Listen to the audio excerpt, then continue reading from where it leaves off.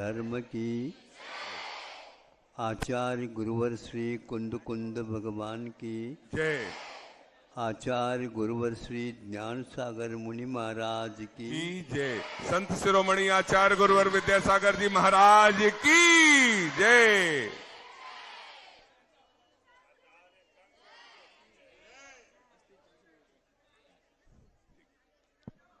एक उदाहरण के माध्यम से हम गूढ़ पदार्थ का भी ज्ञान कर लेते हैं।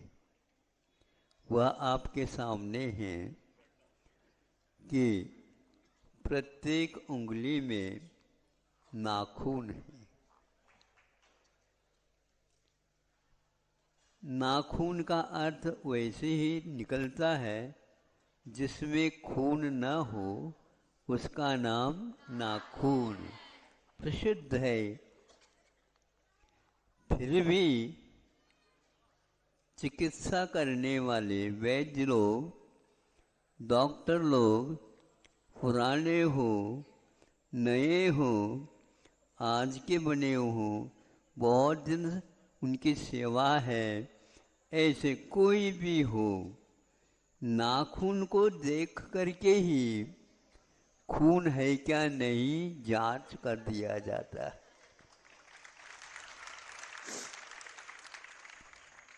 अब इसको नाखून क्यों कहें? नाखून इसलिए है कि हमारे आचार्यों ने ये लिखा है, जब कोई भी तीर्थंकर या सामान्य केवली होते हैं तो उनका कपूर की भांति शरीर ऊपर उड़ जाता है, शेष बच जाते हैं नाखून। है ना? सही है ना? हाँ।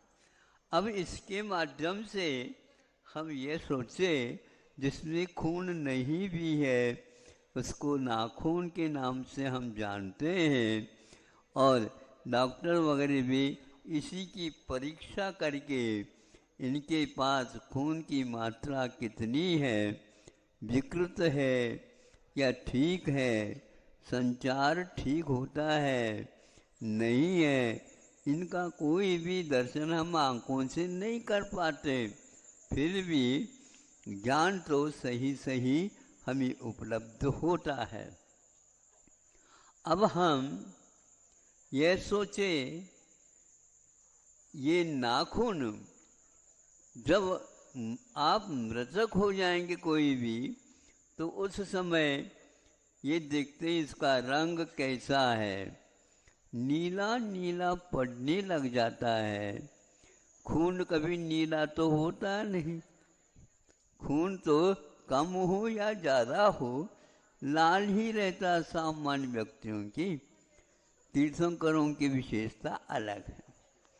तो यह निश्चित है जब नीला वगैरह पड़ने लग जाता है या तो मृत्यु निकट है अथवा अब मृत्यु तो होना ही है, यह निर्धारित कर लिया जाता है। हमें हमेशा हमेशा आत्मद्रव्य को देखना चाहें तो देखने को उपलब्ध नहीं होता। छूने से भी हमें स्पर्श तो होता है, लेकिन स्पर्श गुण एक प्रकार से पुद्गल का होता है। स्पर्श रसगंध वर्णवंताः पुद्गलाः, आपका सूत्र यहाँ पर सामने बता रहा है। स्पर्श है, रस है, गंध है, वर्ण है, ये सारे के सारे पुद्गल के गुण हैं, न कि आत्मा के। तो फिर आत्मा के बारे में हम क्या समझे, इसमें विकृतियाँ आ जाती हैं तो भीतर की आत्मा में गतिविधियाँ गड़बड़ होने लग जाती हैं। इससे स्पष्ट होता है, इसलिए आप लोगों को विशेष डरने की बात नहीं है। पूर्व सूचित इस प्रकार हो जाते हैं, रन सिद्ध करना प्रारंभ कर दो। जब बिल्कुल ही चले जाना होता है उस समय भगवान का नाम लेने की अपेक्षा कि उससे पूर्व में भी हम यह कार्य कर सकते हैं। कितनी बार इस शरीर में, इस शरीर को इस संसारी प्राणी ने ओढ़ा है। आप लोग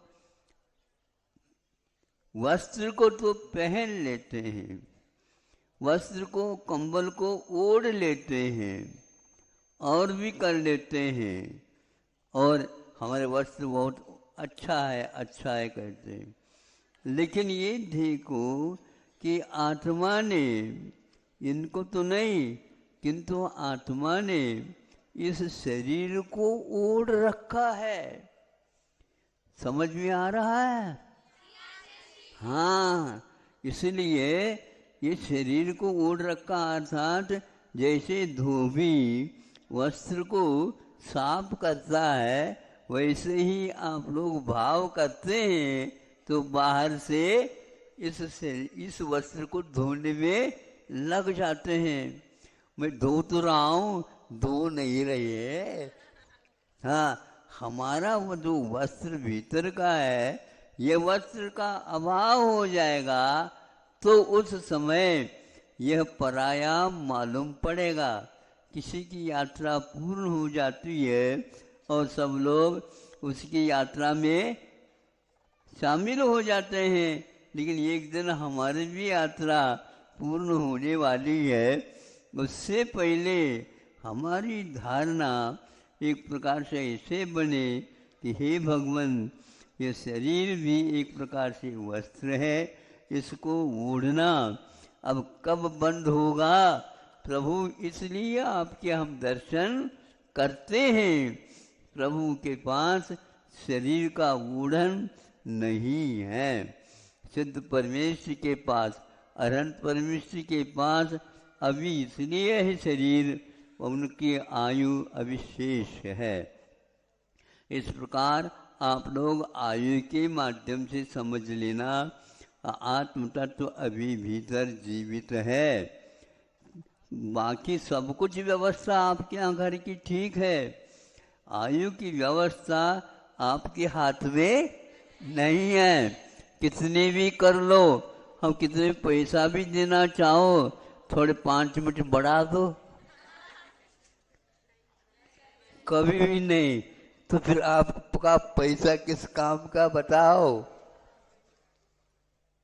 डॉक्टर लोग कुछ बढ़ा तो देते होंगे, आयु नहीं बढ़े। मरते न बचावे कोई भी मरते हुए व्यक्ति को बचा नहीं सकता। इसलिए सब लोगों को ये ध्यान रखना चाहिए, आयु पूर्ण होता है तो उसी समय इसका मरण होता है और पुनः शरीर को धारण करने के लिए गति से गत्यंतर चला जाता है। इस रहस्य को हम 10 मिनट में समझ करके दूसरे को भी समझा सकते हैं ना। पहले प्रशिक्षण ले लो, पहले समझ लो आप, फिर दूसरों को भी उसके समझाने के लिए प्रशिक्षक को कह दो, तो ये कम से कम 10 व्यक्ति को तो आपको समझाना होगा। इस प्रकार यदि आपके माध्यम से, इसलिए मैं समझता हूँ आप लोग समझाने में बहुत होशियार हैं।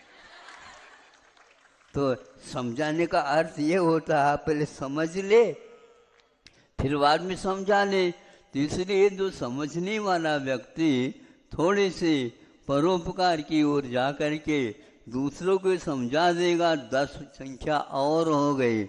वे 10 एक 10 करेंगे तो कितने हो गए? 100। फिर 100 यदि मान लो 10 को करने के तो कितने होंगे? हाँ, तो इस प्रकार बहुत जल्दी जमानत में हमारी क्षमता संख्या ज़्यादा हो जाएगी। फिर इसको इसलिए समझाया जा रहा है, प्राय करके मृत्यु के नाम सुनते ही सब लोग कपने लग जाते हैं, किंतु हमारे भगवान को देख करके मृत्यु कपती है। नहीं समझे?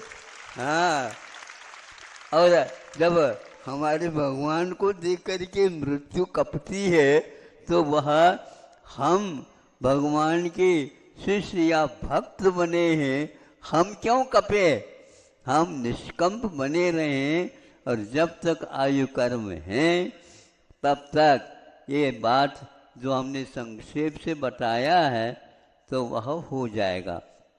सर्दी में बैठते थे तो कपकपी आ रही थी, इस हमने सोचा है इन लोगों को छाया में बिठा देंगे। हमने बहाना बताया कि हम इस ओर मुख कर लेंगे, प्रतिदिन तो इधर मुख करता था, ये लोग इधर न करके इधर कर ले और हमारे यहाँ पर तकत लगा दूँ। इन लोगों ने बहुत अच्छा काम किया, सब लोगों को वह गर्मी आ गई, प्रशिक्षण सुनने का सौभाग्य भी मिला और आगे के लिए आप परोपकार करना ये सबसे बड़ा धर्म है। ऐसा आचार्यों ने भगवान की वाणी को सुन करके ही लिखा है।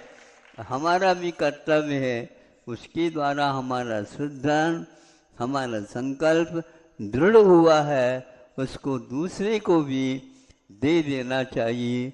इस प्रकार प्रशिक्षकों की संख्या और प्रशिक्षकों की संख्या बढ़ती चली जाए, प्रभु से ये प्रार्थना है। अहिंसा परमो धर्म की।